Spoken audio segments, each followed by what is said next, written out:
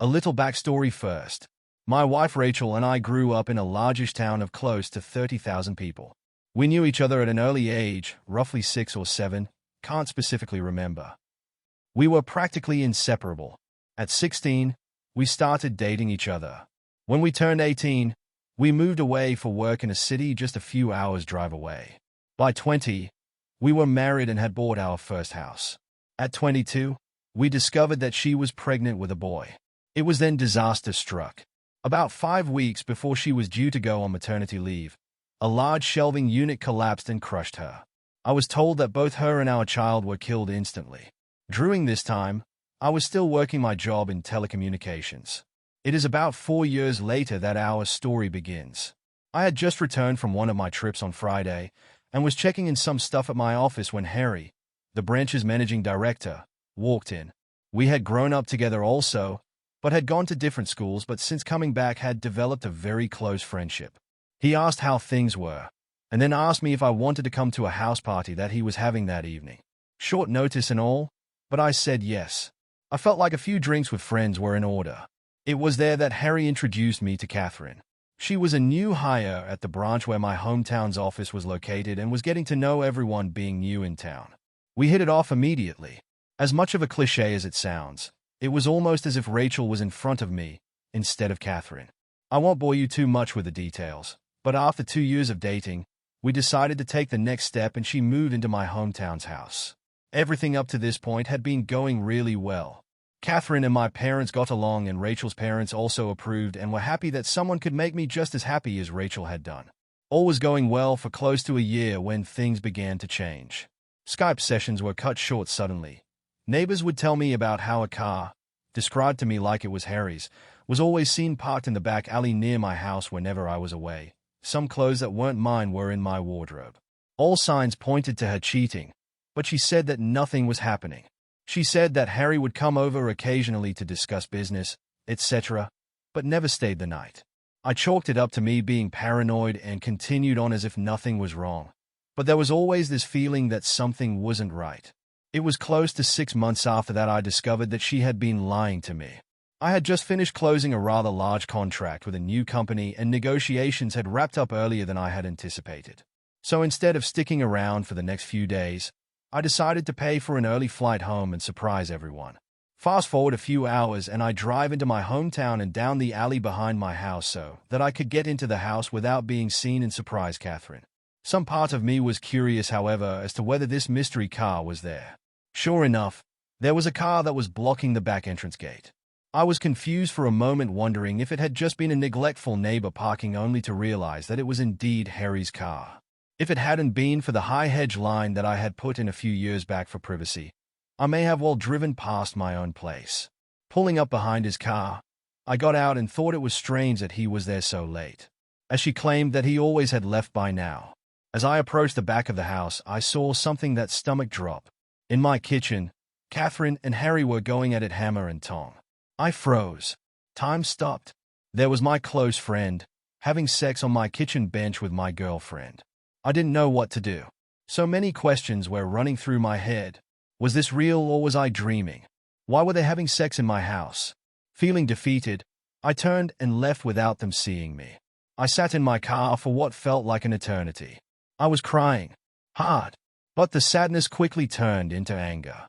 The same kind of anger I felt towards those that were responsible for Rachel's death. I wanted to hurt them badly. As a pacifist, I don't believe in violence. It was then I knew I was going to punish them and destroy their lives. And what better time to start than now? I moved my car back up the alley, far enough away from my driveway that I could still see Harry's car, and then walked back to the gate where I could see into the house, and called her phone. They were still going for it when it rang. They both looked at the caller ID and did a double take when my name came up. I could see that she was considering answering it, and they let it ring out. After a few moments they were back into it again, and I dialed once again. This time she did answer it. As she was answering, I hung up and made my way back to my car. As soon as I did, she called me back. She asked why I was calling as late as I was, and I told her that I was about 10 minutes from home and didn't want to scare her coming in. She, obviously, was shocked and acted happy that I was coming, and the call ended very quickly after she said she was going to get up and get changed into something. I said bye and hung up. A few moments later, Harry came peeling through the gate and, still half naked, jumped into his car, took off like a bat out of hell. I smiled a little, knowing the fear that both of them would be feeling from being so close to being caught. I waited a few moments before turning my car into the same place Harry had been moments earlier. The night was fairly uneventful afterwards, and it wasn't until after she was asleep that I got up and went to my office down the hall. I couldn't sleep. I needed to plan. And plan I did. The revenge. My mother always taught me to be a pacifist and to allow cosmic karma to take its course. But on this occasion, I decided that karma could use a helping hand. I decided to punish them separately but destroy both of them. I knew that Harry had a drug habit. Nothing major, but he kept it very private. I only knew about it accidentally after seeing some coke and weed left out in his place, but pretended I hadn't seen it when he had made attempts to cover it up. I began calling some of my more unsavory clientele and made a few discreet inquiries into obtaining some samples that they were willing to part with. A few days later, I had a decent enough stash for my plan to work. About a month later, I had friends, including Harry, around for a barbecue night. After making sure that I sufficiently liquored up Harry, I told him to stay the night and sleep it off. In the early hours of that morning, I took the drugs and an assortment of my personal belongings and placed them at various places around his car, with the biggest stash in his tire well. Confident that he wouldn't find them over the few months as the rest of my plan took effect, I locked the car up and went inside to sleep. I also placed some more drugs and personal items in his house after driving him home because he was still too drunk to drive. A few days later, I staged a break-in by smashing the back pane of my back door into my kitchen and leaving it open before heading back to the city for a flight. I had several messages the moment I landed. One from my clearly panicked mum, who had found the back door smashed open and had called the police, one from Catherine in tears, and one from the local police asking me to call. After returning all the calls, I informed the police I was away on business, and that I would be back the following week to talk with them. While away, I got Catherine to stay with my parents until after I got back, and asked my dad to organize one of the local security companies to install cameras and an alarm system after getting the go-ahead from the police as to not ruin the scene of the crime. After getting home, I did the usual, "My God, I can't believe this has happened, and why would anyone do this?" routine. After doing a thorough check of everywhere, finding that the items I had taken were missing and filing a police report, I had the security company's rep talk Catherine and I through how the cameras and alarm system worked. Then came the question I had been waiting for. The question of what happens if we are doing some business and don't want it recorded. She acted a bit shy asking this question, but I knew exactly the reason she was asking.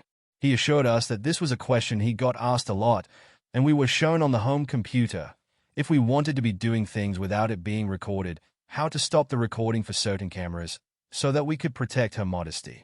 As I was walking him out, I asked him if cameras were turned off, could a notification be sent out, just as a security precaution. He came back in and helped me through how to set up email notifications and left shortly after. Fantastic. All I had to do was wait. At this stage, I approached our legal advice for some help in relation to couples law in my country. I needed to make sure that my upcoming plan could legally be done and that I would not be forced to pay out any money or equity to Catherine, as I didn't know if we were classified as a de facto couple or not. Being the sole benefactor of Rachel's estate, I didn't want to be left with any nasty surprises where Catherine could take any of the estate away from me.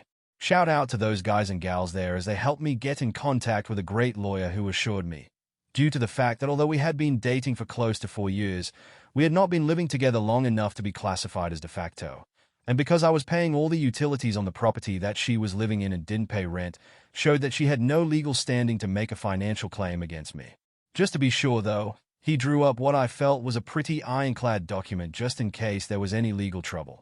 The following week, my work had approached me and offered me a promotion to move back to the city and run the team that I was a part of, meaning I wouldn't need to travel as often and be in the one location, and due to the success of being located in my hometown, that they were considering having 3 to 5 representatives spend 1 to 2 weeks in the larger surrounding towns, including my hometown, as a part of my team.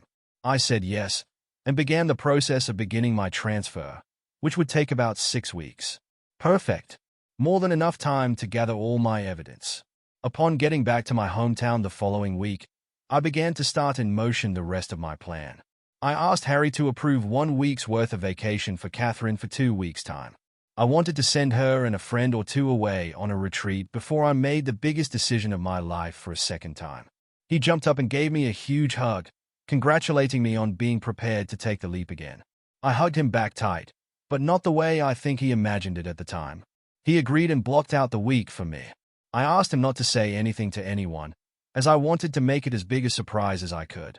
I knew that it would spread like wildfire around the office regardless, but that was my plan. That night, I told Catherine that I had booked her and two friends to go to a tropical spa resort, all expenses paid for a week. No questions asked, pick two friends, and come back to the biggest surprise of her life.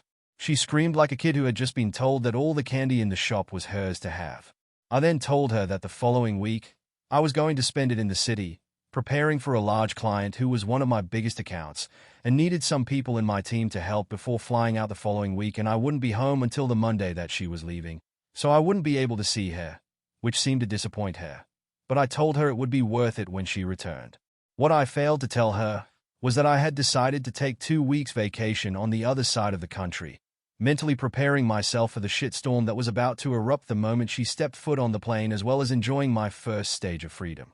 On Sunday 2 weeks later, I flew back and began driving home. Once getting there, I'd done a quick pass by my house, and sure enough, Harry's car was there. Like the first night I had caught them, I parked a little ways back and checked the cameras. Asleep, in my bed.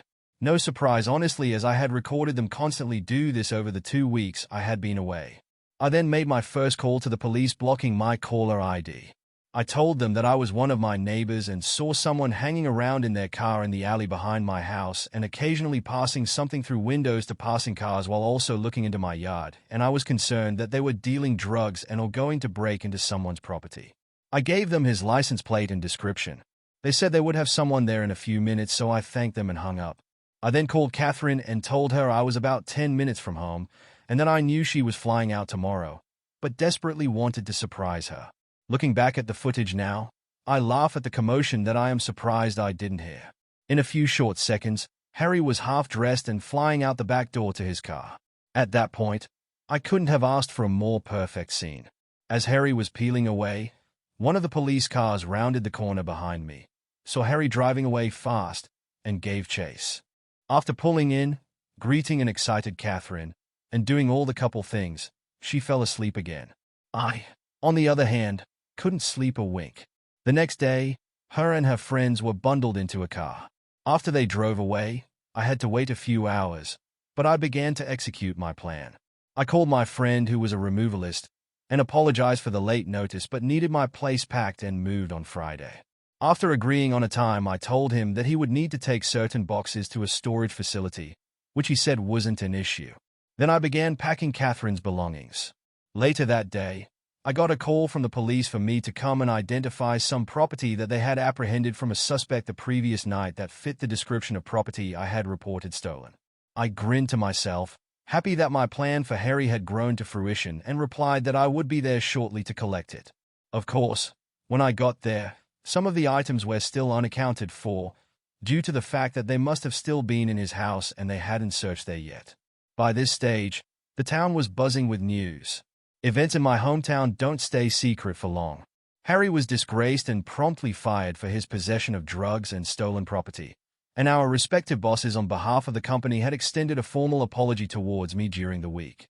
That night I went to my parents' house and told both mine and Rachel's parents what had happened, omitting certain details, and that I was moving back to the city after being promoted, but Catherine wouldn't be a part of it.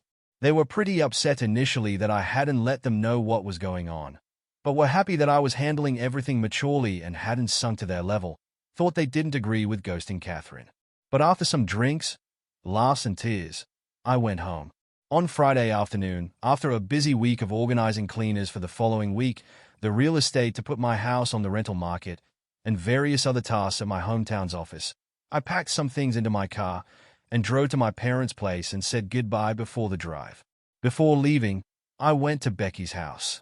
Becky had been one of Rachel's closest friends growing up. She was the only other person who knew what was happening, minus the details about Harry. Without her help, I wouldn't have been able to organize everything as quickly as I had. I gave Becky a large manila folder with my gathered evidence of her cheating, as well as the letter and a few other legal documents from my attorney stating that she was ordered not to contact me, and the details of how to access her belongings located at the storage unit I had rented out. After a quick goodbye, I left and drove back to the city. On Sunday, I woke up to several missed calls, voice messages, and text messages. Turns out, Catherine had come home early after being alerted to something being afoot in town, only to find an empty house and a for rent sign out the front.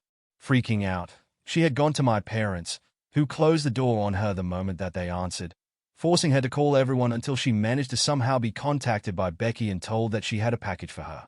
I was told that she didn't take too well to that, as I fully well knew at that point from the numerous angry texts and voice messages from her accusing me of setting up Harry, of being deceitful, etc.